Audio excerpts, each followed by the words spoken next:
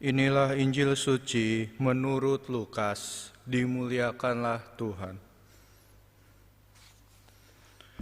Pada waktu itu Yesus berkata kepada murid-muridnya, "Akan datang harinya kalian ditangkap dan dianiaya.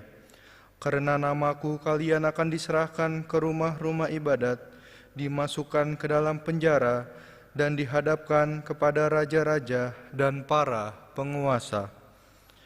Hal itu akan menjadi kesempatan bagimu untuk bersaksi. Sebab itu, tetap teguhlah di dalam hatimu. Jangan kalian memikirkan lebih dahulu pembelaanmu. Aku sendirilah yang akan memberi kalian kata-kata hikmat, sehingga kalian tak dapat ditentang atau dibantah lawan-lawanmu. Dan kalian akan diserahkan juga oleh orang tuamu, saudara-saudaramu, kaum keluargamu, dan sahabat-sahabatmu, dan beberapa orang di antaramu akan dibunuh. Karena namaku, kalian akan dibenci semua orang. Tetapi tidak sehelai pun rambut kepalamu akan hilang. Kalau kalian tetap bertahan, kalian akan memperoleh hidupmu." Demikianlah sabda Tuhan. Terpujilah Kristus. Saudara-saudari yang terkasih, hari ini kita diingatkan oleh Yesus bahwa menjadi murid Yesus bukanlah hal yang mudah. Kenapa demikian? Bukan menjadi suatu hal yang mudah. Bahkan Yesus sendiri mengatakan pada hari ini bahwa kita sebagai murid-muridnya akan datang harinya kita juga akan ditangkap dan dianiaya karena nama Tuhan. Kita ingat bahwa kita dalam perjalanan kehidupan kita menjadi seorang Katolik sebagai pengikut Kristus tidaklah mudah.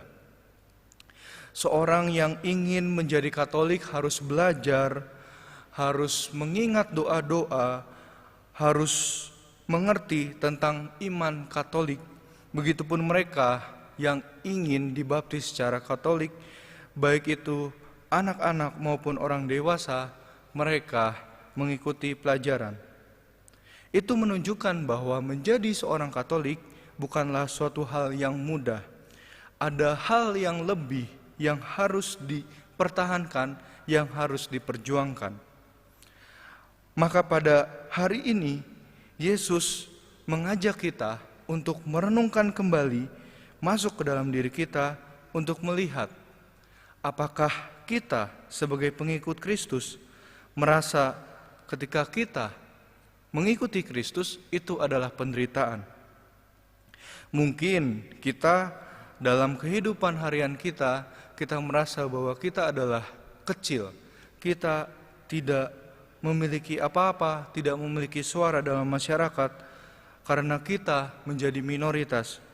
Tetapi bukan soal minoritas mayoritas, tetapi bagaimana kita mampu beriman, mampu dengan sungguh menghayati panggilan kita sebagai murid-murid Kristus. Saudara-saudari yang terkasih, memang perjalanan kita sebagai murid Kristus tidaklah mudah. Namun Tuhan Yesus sendiri memberikan kekuatan kepada kita. Pada hari ini Yesus memberikan jaminan bahwa Dia sendirilah yang akan memberi kita kata-kata hikmat, Dia sendirilah yang akan menjaga kita. Maka ketika kita dihadapkan pada segala penderitaan, dihadapkan pada segala tantangan, ketika kita mewartakan atau bersaksi tentang Yesus Kristus, kita sudah selayaknya menyerahkan diri kepada Tuhan dan senantiasa berpegang kepada kehendak Allah. Dengan begitu, kita pun akan menjadi pengikut-pengikut Kristus yang semakin memperteguh iman dan percaya kepada kuasa Allah yang akan membantu kita.